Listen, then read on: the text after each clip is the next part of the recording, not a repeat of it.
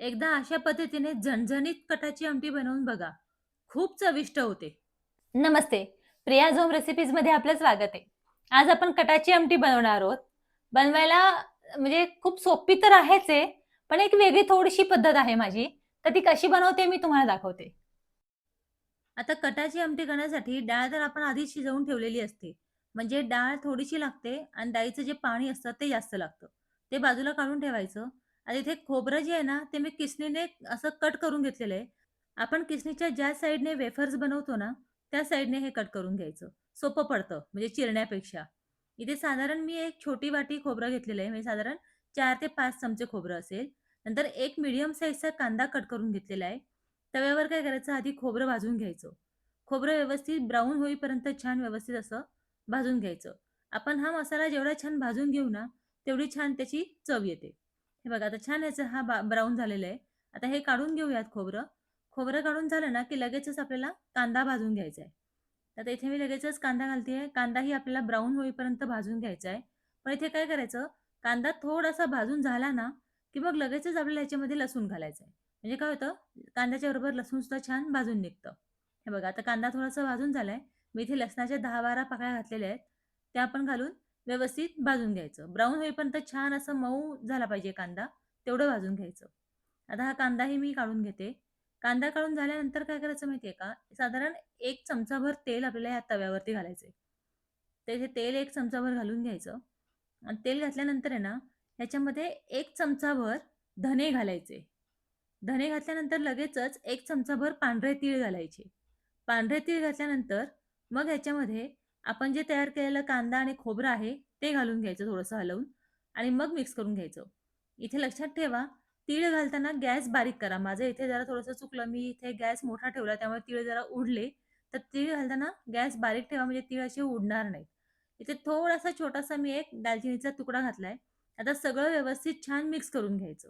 Mix करून झाल्यानंतर ह्याच्यामध्ये शेवटी थोडीशी कोथिंबीर घालायची. कोथिंबीर घालून परत एकदा परतून घ्यायचं व्यवस्थित आणि परतून घेतल्यानंतर मग हे गॅस बंद करून एक थोडा वेळ थंड होऊ द्यायचं.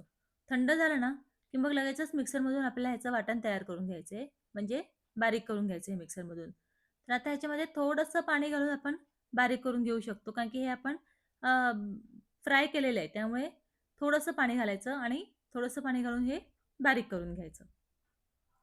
एकदम पेस्ट करून घ्यायची आपल्याला, जाडसर नाही. हे बघा मी केलंय ना, अगदी अशा पद्धतीने करून घ्यायचं.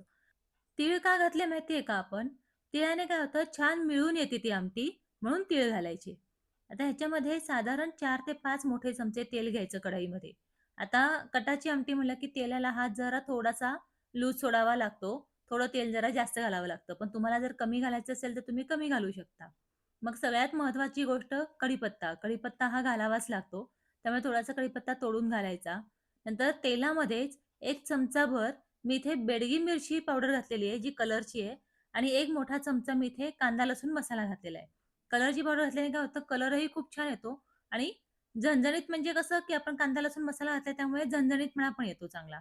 तुम्हाला इथे लाल मिरची पावडर घालायची असेल तर तुम्ही लाल मिरची पावडरही घालू शकता. तेलात घातल्याने काय होतं, छान तवंग येतो आणि तरी पण मस्त येते. त्यामुळे तेलातच हे घालून घ्यायचं. आता ह्याच्यावरती आपण बारीक केलेलं जे वाटण आहे, ते घालायचं आणि 1 मिनिटभरच फिरवायचं. तुम्हाला इथे एक गोष्ट सांगते मी, की समजा जर का तुम्ही वाटण कांदा आणि लसूण जे आहे, खोबरं वगैरे ते सगळं, ते डायरेक्ट जर का मिक्सरला फिरवलत ना, तर इथे साधारण 5 ते 6 मिनिटं तुम्हाला छान परतून घ्यावं लागतं, कारण की ते कच्चं असतं.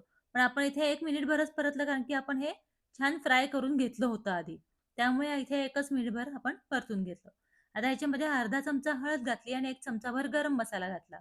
पुन्हा एकदा 1 मिनिटभर परतून घ्यायचं.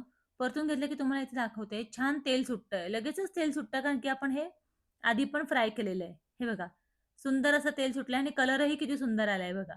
आता काय करायचं, हे जी आपण डाळ काढून ठेवलेली असते ना पुरणाची, ती डाळ आणि ते पाणी हे सगळं ह्याच्यामध्ये घालायचं.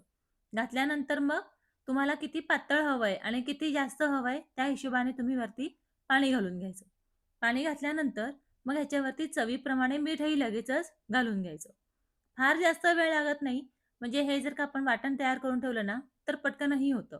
आता मिक्सर वगैरे लावायचं नसेल नागपंचमीला, तर तुम्ही आदल्या दिवशीच हे करून ठेवू शकता. आणि आता हे हलवलं, की एक उकळी येऊ द्यायची. मस्त अशी एकदम झणझणीत अशी आमटी तयार होते. तुम्हाला जर तिखटपणा अजून जास्त हवा असेल, तर थोडंसं तुम्ही अजून तिखट वाढवू शकता ह्याच्यामध्ये. आता वरून ह्याच्यावरती कोथिंबीर घालून घ्यायची. कोथिंबीर घालून एकदा हलवलत आणि चांगली उकळी येऊ दिली, की आपली आमटी इथेही तयार होते. इथे खूप जास्त अशी झणझणीत म्हणजे तोंडाला चटका देणारी ही आमटी तयार होत नाही. कारण की मी इथे फक्त कांदा, लसूण मसाला, नंतर लसूण हे वापर केलेला आहे. तुम्हाला जर लाल तिखट वापरायचं असेल, लाल तिखट वापरून खूप झणझणीत आमटी बनवायची असेल, तर तसंही तुम्ही करू शकता. पण ही आमटी सुद्धा फार अगदी म्हणजे मिळमिळीत नाहीये, तर चांगलीच तिखट होते. तुम्ही एकदा या पद्धतीने नक्की करून बघा. खूप सोपी आहे बनवायला आणि चविष्ट खूपच होते. तुम्हाला माझी ही रेसिपी आवडली असेल तर एक कमेंट नक्की करा. तुमची एक कमेंट आली ना, की मला खूप छान वाटतं. आणि माझ्या रेसिपीज तुम्हाला आवडत असेल ना, तर चॅनलला लाईक, शेअर आणि फॉलो करायला विसरू नका. पद्धतीने जर का तुम्ही कटाची आमटी बनवलीत ना, तर पोळी आणि भाताच्या बरोबरच नाही, तर नुसती प्यायला सुद्धा खूप अप्रतिम लागते. एकदा नक्की बनवून बघा.